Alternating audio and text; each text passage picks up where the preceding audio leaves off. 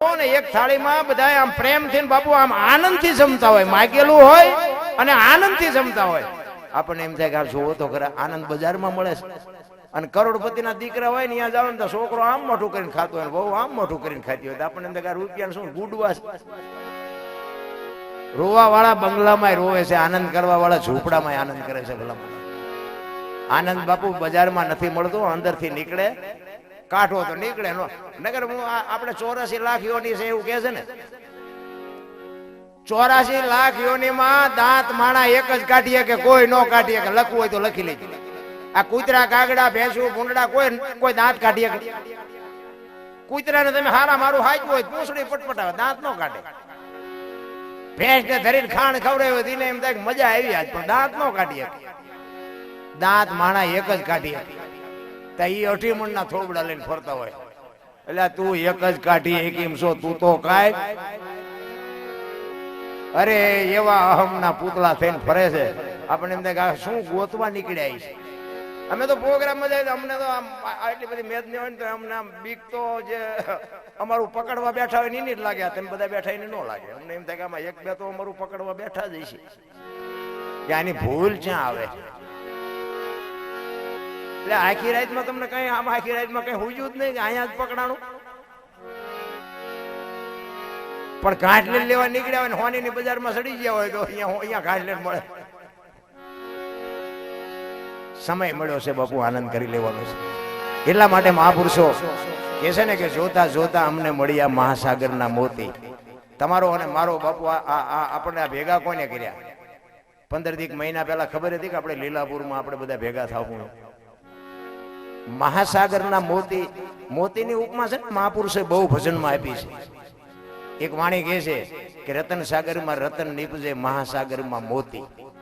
એક વાણી એવું કહે છે કે વીજળીના ચમકારે મોતી પરોવી લ્યો પાનબાઈ. એક વાણી એવું કહે છે કે ગુરુગમથી ગોતો ગગનમાં ક્યાં છે ગુપત ગંગા, દેખ્યા હોય તો કઈ બતાવો મોતી કેસા રંગા.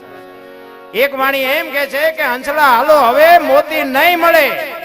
એક વાણી એવું કહે છે કે જાડેજા સદગુરુના દેશમાં માન સરોવર હંસલા બેઠા એની પાર મોતી ચરે હવા હવા લાખના મોતી છે.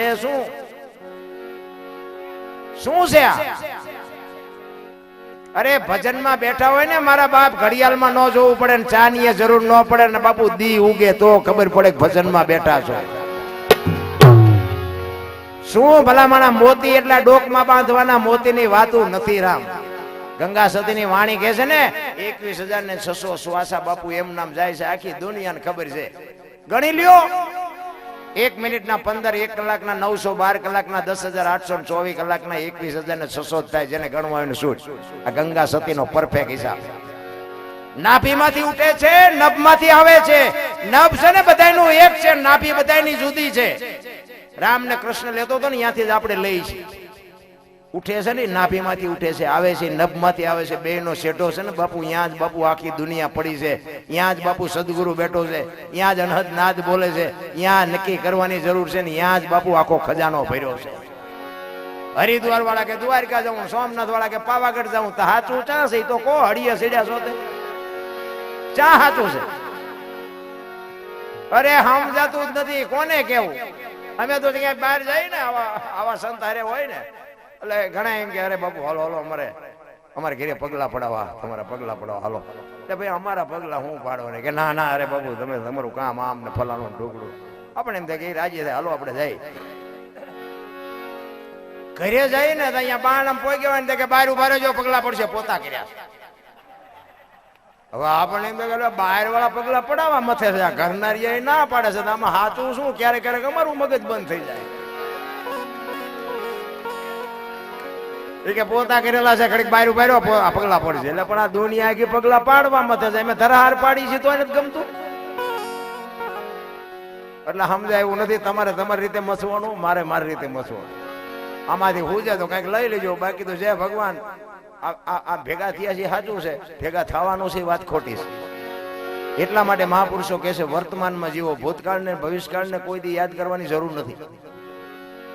ભૂતકાળ છે ને ગયો છે, એ ભૂતકાળ છે, એ કોઈ દી આવવાનો નથી. આવવાનો છે ને ભવિષ્યકાળ છે, એ આપણને ખબર નથી કેવો આવવાનો છે. આજ આપણે લીલાપુરમાં માં ભગવતીના સાનિધ્યમાં ભજનમાં બેઠા છીએ. વાત પાકી, બાકી કાલની વાત જવા દો. બસ મુદ્દો આટલો. ઘણા બધા ભવની ખોડા, ઓલા ભવમાં આમ ને ઓલા ભવમાં આમ ને.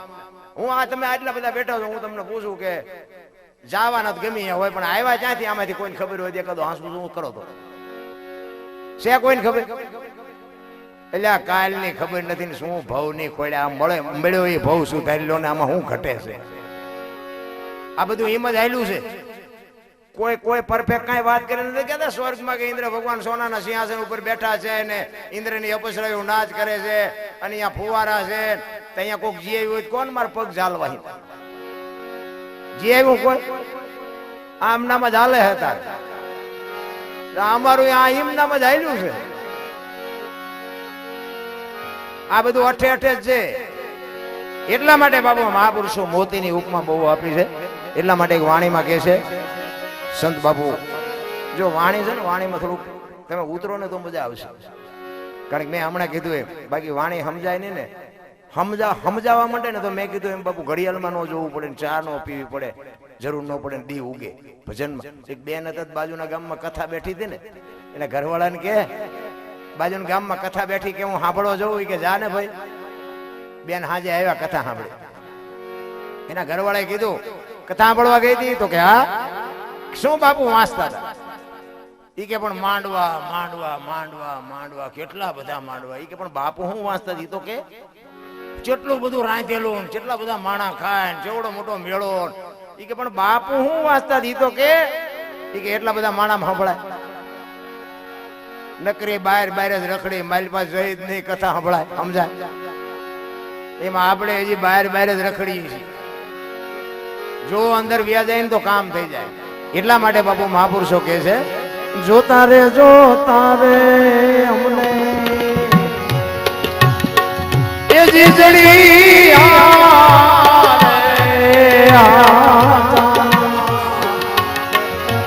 સાગર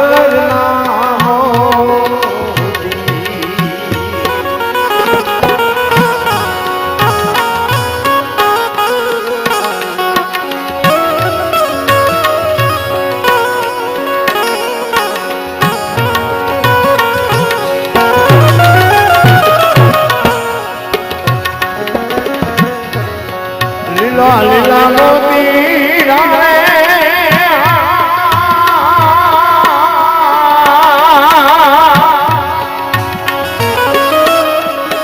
સંગોવાઈ પીરા પીરા મોતી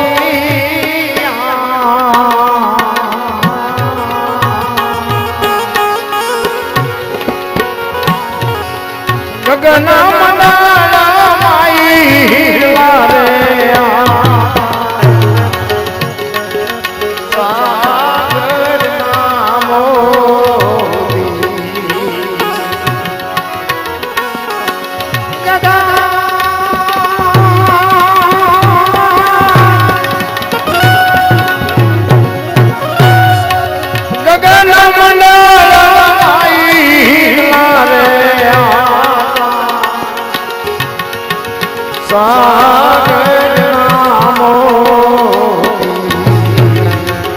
જોતા રે અમને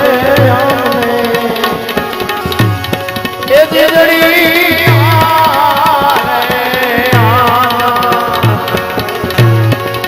સાગર નામો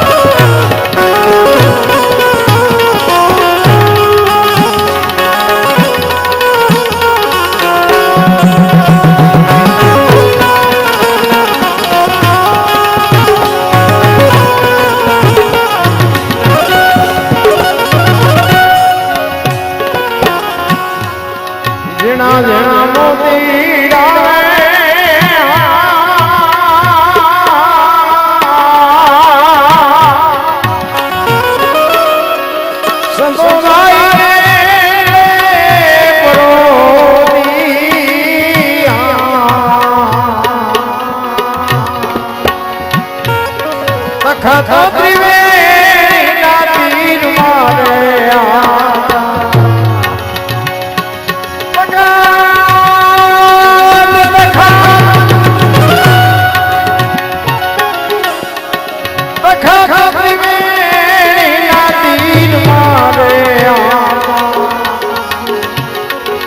સાગર નામો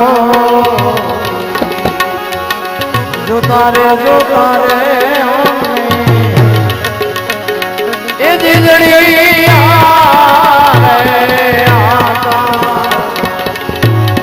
આવા સાગર નામો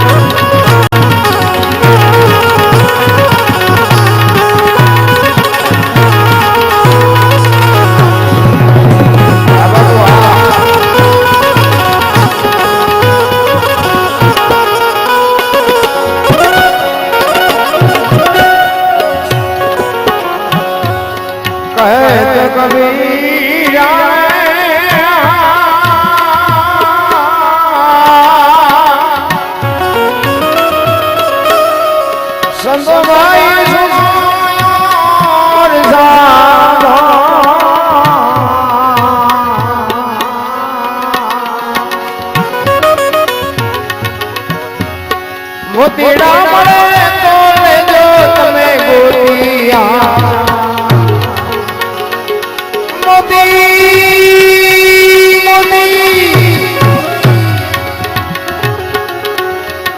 મોતીડા મળે તો લેજો તમે ગોતિયા સાગર નામો સાગર નામો